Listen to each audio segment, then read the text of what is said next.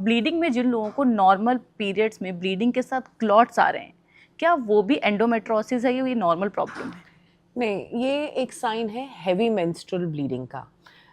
Normal जो period का blood होता है वो लिक्विड होता है। अगर कोई भी क्लॉट पास हो रहा है मतलब हैवी ब्लीडिंग हो रही है।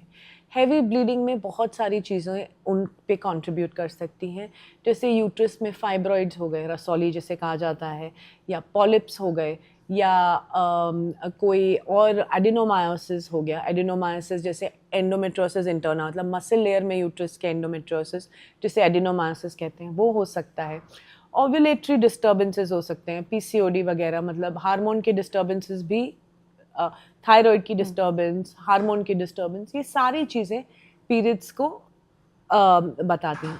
कैंसर का साइन हो सकता है, सीए एंडोमेट्रियम हो सकता है, सीए सर्विक्स हो सकता है, मतलब पोस्ट मेनोपॉजल ब्लीडिंग हो गई या हैवी ब्लीडिंग हो गई, और बच्चेदानी के मुंह पे अगर छाले हैं, ये सारी चीज़ें जो हैं सर्वाइकल कैंसर की तरफ भी पॉइंट कर सकती हैं। तो हैवी ब्लीडिंग को तो कभी भी इग्नोर करना ही नहीं चाहिए। एक सिंपल चीज़, पॉलिप से लेके कैंसर, कुछ भी हो सकता है। मतलब अगर आपको भी पीरियड्स में नॉर्मल ब्लीडिंग के साथ साथ खून के थक्के आ रहे हैं, तो ये कैंसर से लेकर बच्चेदानी के मुंह पर, आपने क्या बताया अभी? छाले, छाले या एरोजन्स जिसे हम कहते हैं, मैं हिंदी में ट्रांसलेट कर हाँ, रही थी। तो तो बच्चेदानी के मुंह पे छाले क्यों होते हैं? So cervical erosions usually human papilloma virus, जो एक वायरस होती है जो मेल पार्टनर से सेक्सुअल एक्सपोजर से आती है। पहले ये पहले आपको कुछ चेंजेस कॉज करती है बच्चेदानी के मुंह पे, सर्विक्स पे, और धीरे धीरे उसको प्रोग्रेस करके over time it can lead to cancer.